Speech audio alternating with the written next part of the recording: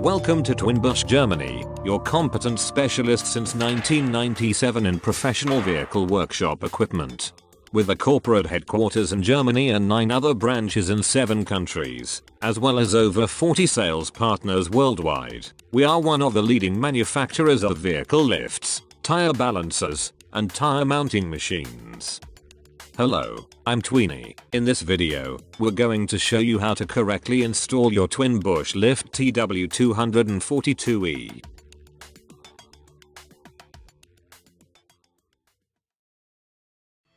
Welcome to the test center of TWIN BUSCH Germany.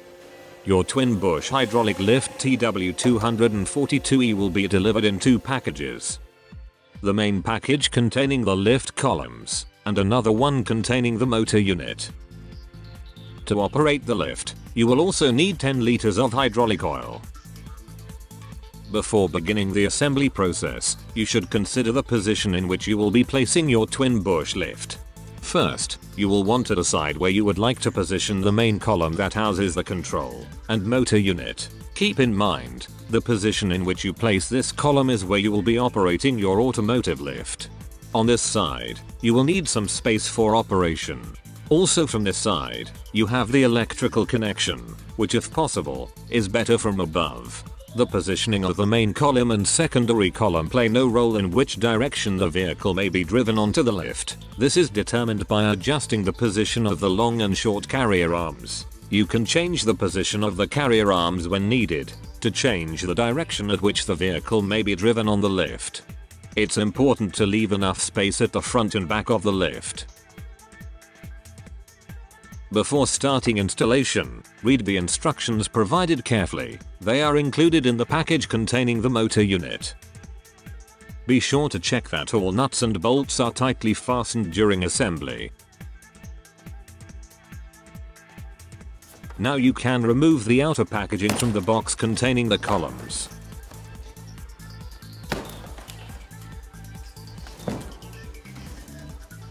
When removing the inner packaging, make sure the base plate lying alongside the columns doesn't fall off.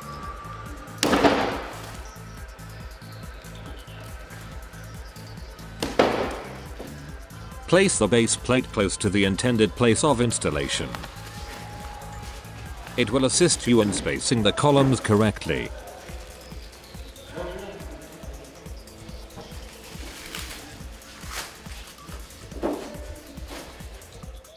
The upper column is the main column to which the motor unit and control box will be mounted later. Inside the column, you'll find the cover plates for the cables along with the first 2 carrier arms. Underneath is a package containing small parts and the control box. Start by removing the cover plates and the first 2 carrier arms.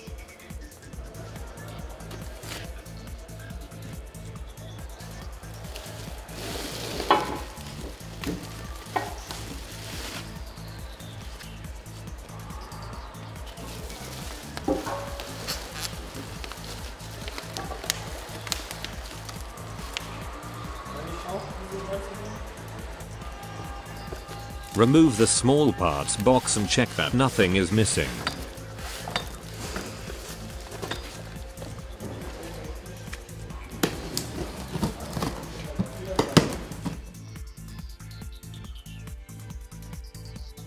The most important bags are labeled according to their purpose.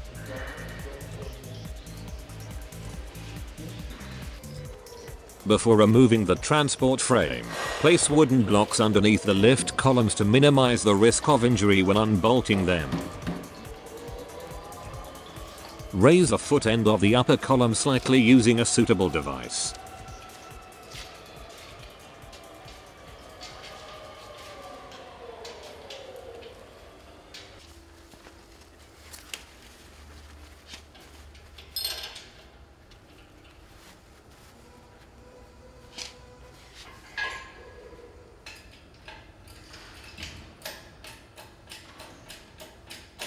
Place a wooden block under the lower column so that the latter can be set down safely for removal of the transport frame. Then lower the columns to a level at which the upper column is still under slight tension. Now you can remove the transport frame from the first end without the lower column being scratched or the upper column falling down. Remove all retaining bolts. Remove also the retaining bolts from the upper column on the opposite end. When doing so, protect the columns from falling down. Now you can remove the transport frame and transfer the upper column to the place of installation.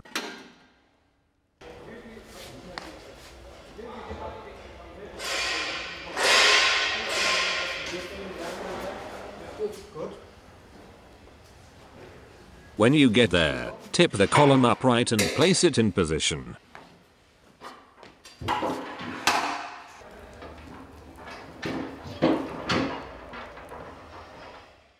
Be very careful that the columns cannot tip over before you have securely fixed them to the ground.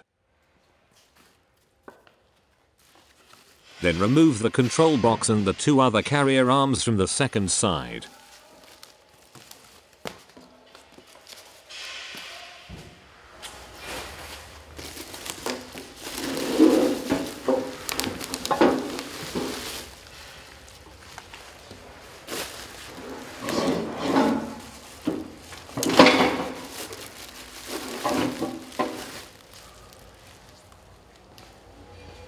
Now you can transfer the second column to the place of installation.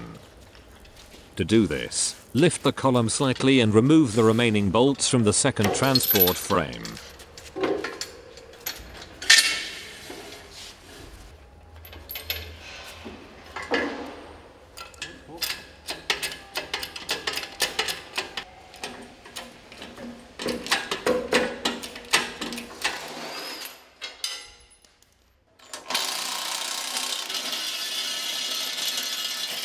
Then transfer the column to the place of installation.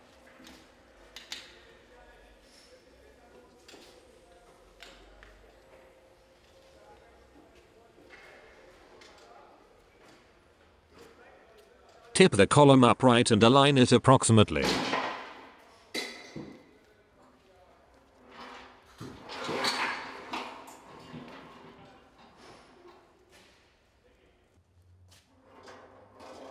Before installing the first safety catches, remove the steel cables from the columns. Install the lower safety catch on both sides. This allows the carriages to be lifted into the first locking position before proceeding with installation. Start by screwing the electromagnets to the outside of the column.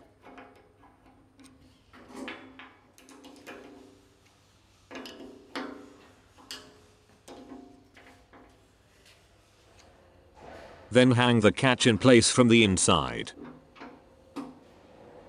And secure it with the milled angle bracket included with delivery.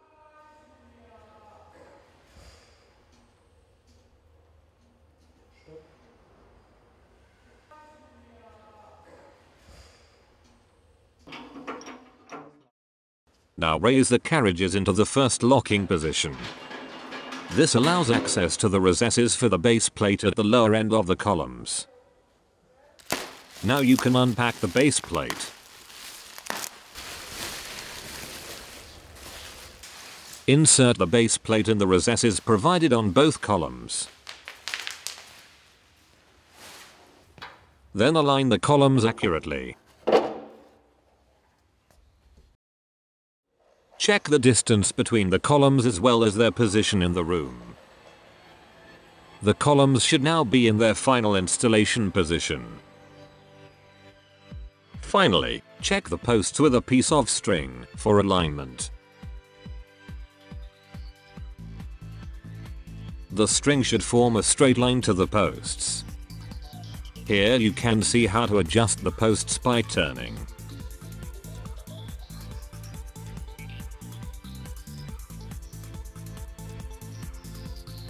Here we show an example of how to drill and fix the stud bolts. Be careful to drill the right size and depth, and the right concrete thickness. If the stud bolts are not fixed correctly, or if the concrete does not conform to the technical requirements, this could affect the stability of the lift. The exact technical requirements can be found in the instruction manual.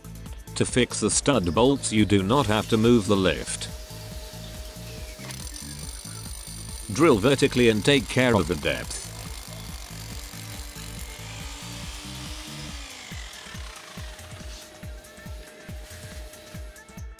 Be sure to remove all dust and debris from the drill hole. Drive in the stud bolt carefully and straight, using a sledgehammer.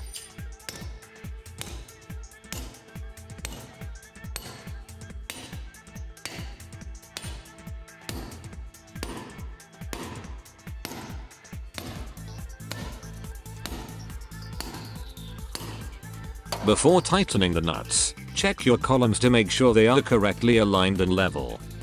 If necessary, you can level the posts with the delivered spacers. When the posts are level, tighten the nuts with a torque wrench to 120 Newton meters.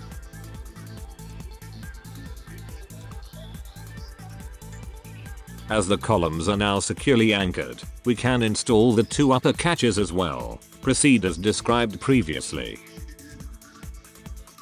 The next step is laying the steel cable.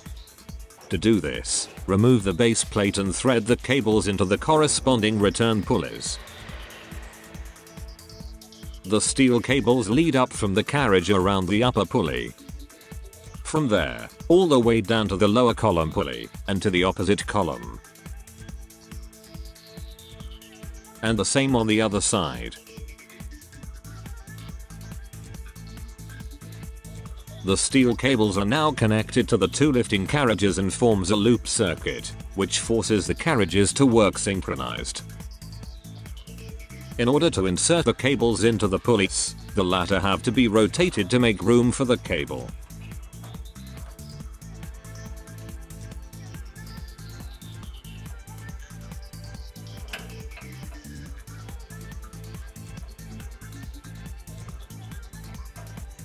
To secure the steel cables, let the cables coming out of the top slip back into the carriage until the end appears underneath. Then lock the two nuts at the end of the cable and pull the cable back up.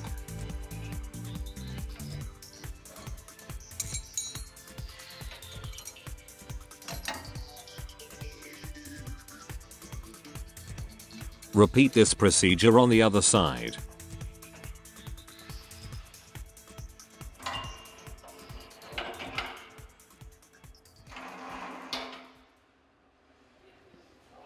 To secure the other end of the steel cable, remove the nuts.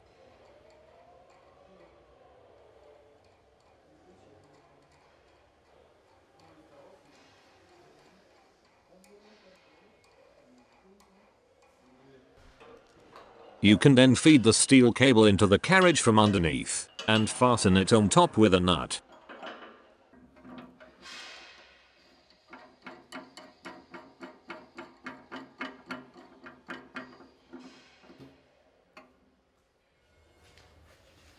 Lay the long hydraulic hose between the two columns, and screw it in place.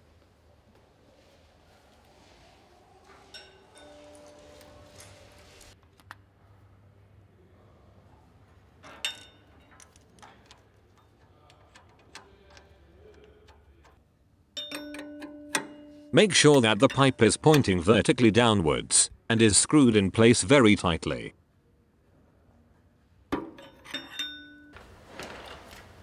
Next, install the hose, leading to the hydraulic unit. To do this, remove the thread guard and nut, and fix it to the post.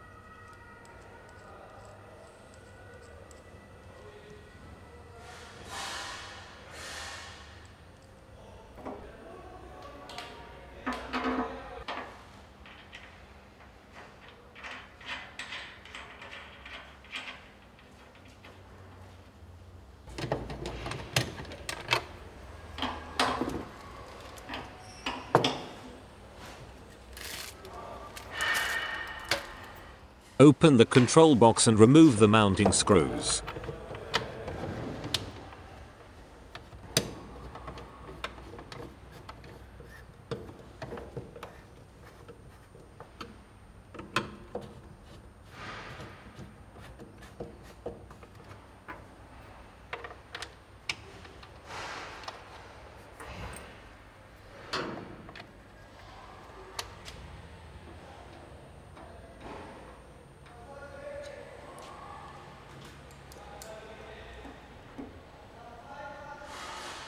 Unscrew the mounting screws into the main column, and then hang the control box in place.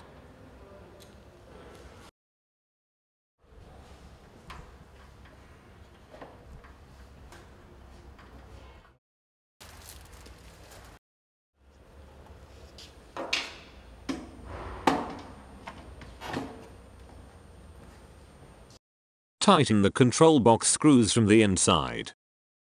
Next we have to install the limit switch. You'll find it in the cable pack included with the control box. Before you install the limit switch, the arm should be adjusted slightly longer.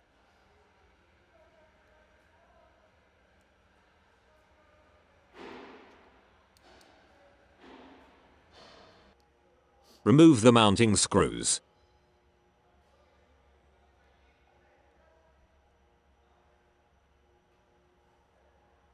And install the switch as shown at the top of the main column. The roller on the switch should point diagonally downwards. Feed the limit switch connector into the control box. Inside the control box, connect the limit switch cable to the connector marked with an A. This diagram illustrates how the lift is wired. You have already connected the limit switch to connector A in the control box. Now you can connect the electromagnetic release devices using the cables provided. Connect the electromagnets on the main side using the shorter Y cable, and those on the auxiliary side using the longer Y cable. Both cables must be plugged to the connectors marked with a B in the control box.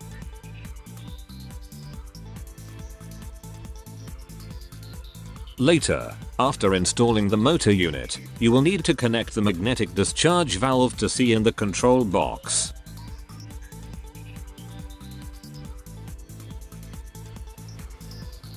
Here you can see how the cable for the release mechanism is fed into the main column from the auxiliary side.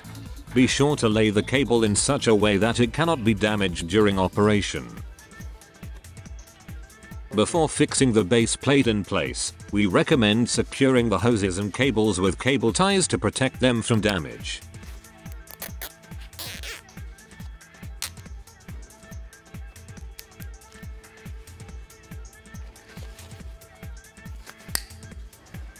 Now it's time to install the motor unit. The bolts required for installation are included in the small parts box. Insert a bolt together with a spacer, washer, spring washer, and nut on the upper right and left hand sides of the motor unit.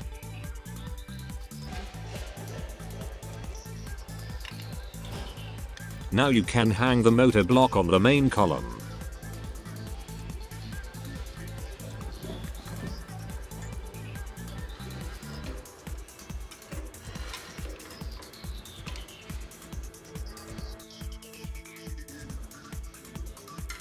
Insert the other two screws underneath, before tightening all four.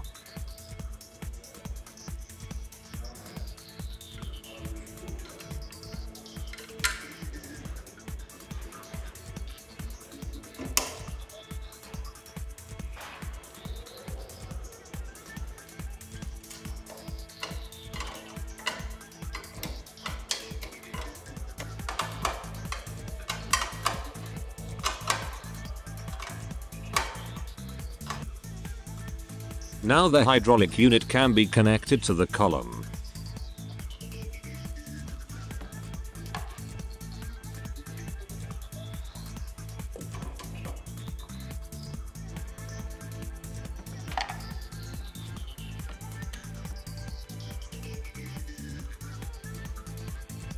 Make sure the hydraulic connections are tight.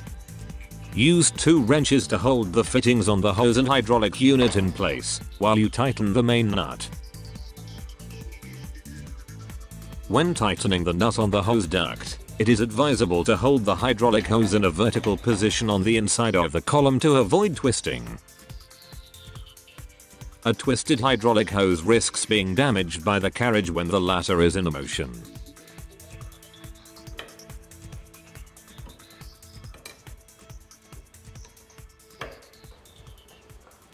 Insert the motor cable together with the cable for the discharge valve into the main column, and from there into the control box. Repeat this procedure with the motor cable.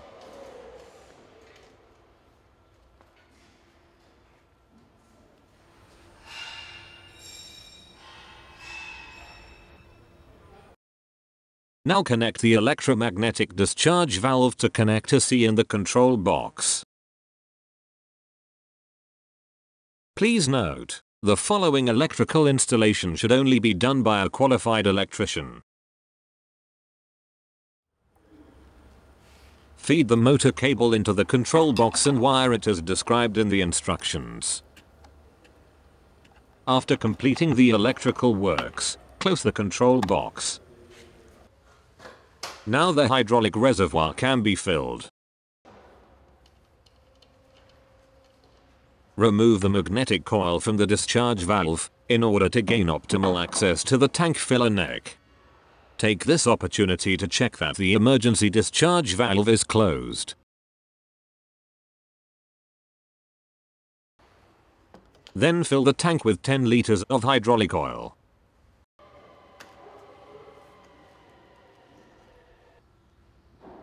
Be sure not to exceed the shown maximum. Close the tank again carefully, and reinstall the discharge valve.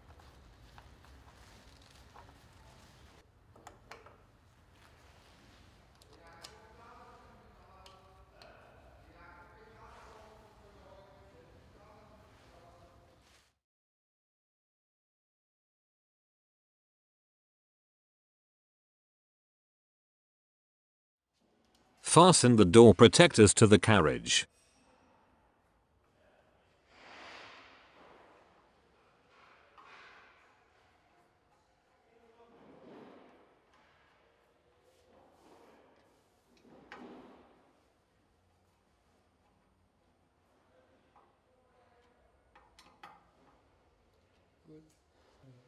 Now it is time to mount the carrier arms. You will need 2 carrier bolts for each side.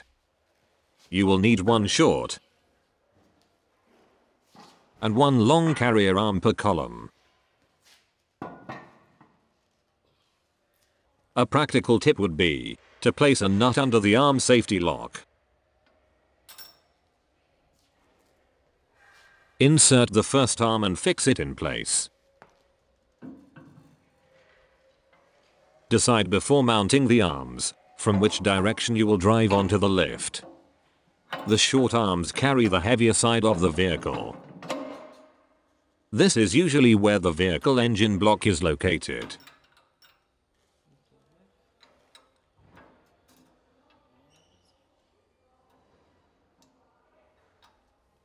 Mount the long arm on the opposite side.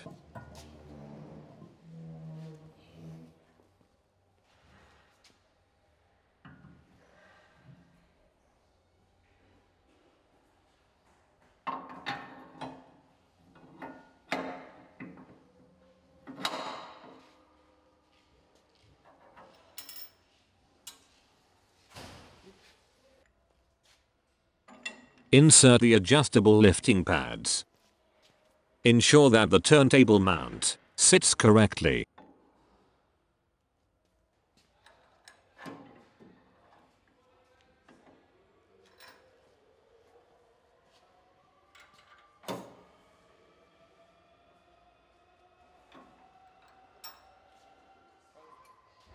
Now mount the foot protection bars. Make sure that the foot protectors are installed, so that the screws are at the top of the rail.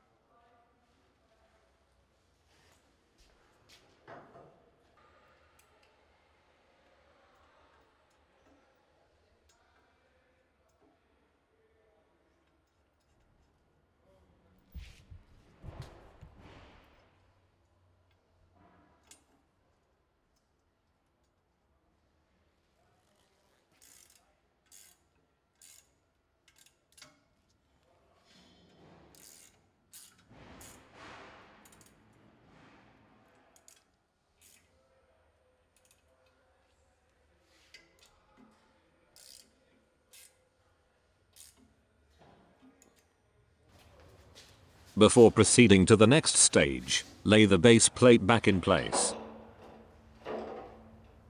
Wire or plug in the main plug that powers your lift, and turn on the main switch located on the side. Be sure that red emergency stop button is not engaged. Now test the lift by pressing and holding the up button. Take care not to raise the lift to more than 3/4 of his maximum lifting height until the steel cables have been adjusted correctly. You should raise and let down your lift a few times to completely bleed the system. Finally, attach the circlips for the bolts to prevent them from working loose.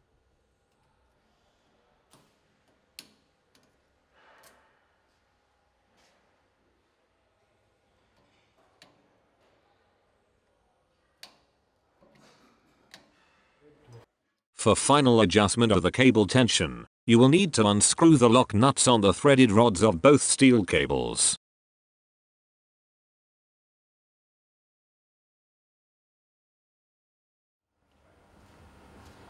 The cable tension is necessary for synchronizing both carriages. Use two 24mm wrenches to loosen the nuts.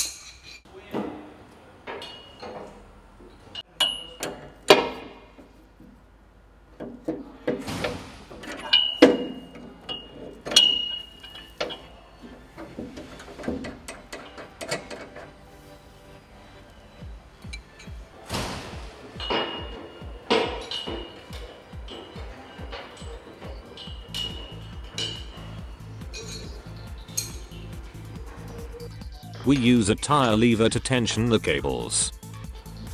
Start with the post opposite the motor side.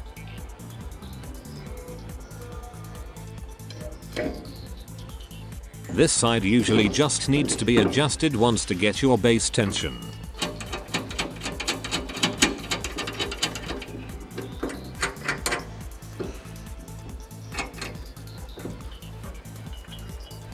All further adjustments are now made exclusively on the main post. Since the leveling cables are connected to one another, tensioning the main side now automatically leads to tensioning on the opposite side. Raise your lift upwards and pay attention to the clacking sound of the safety locks. The side with the hydraulic pump should click first, then the opposite side.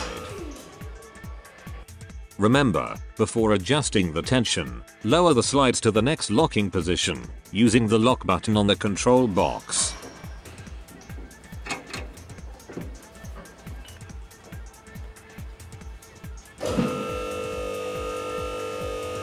When the locks click at the same time, the optimum cable tension has been achieved. Now take the wrench again, and lock the upper nuts on both sides.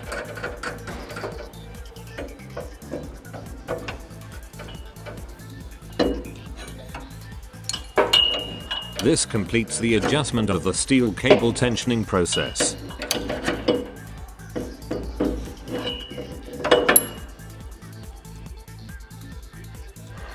Insert the screws for the cover plates on the inside of the columns.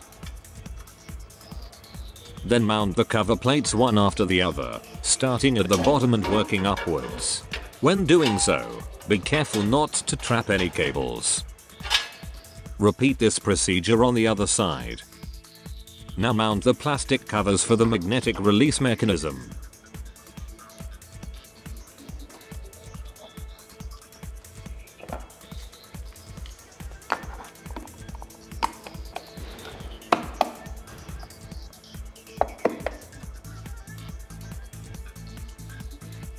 Then tighten the screws.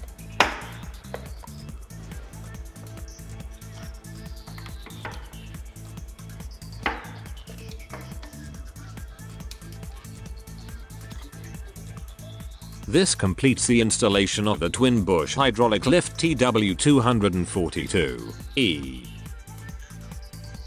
Be sure to tighten all nuts, bolts and hydraulic hose fittings before working on your lift. We wish you a great time with your twin bush lift. Enjoy, and thank you for choosing Twin Bush.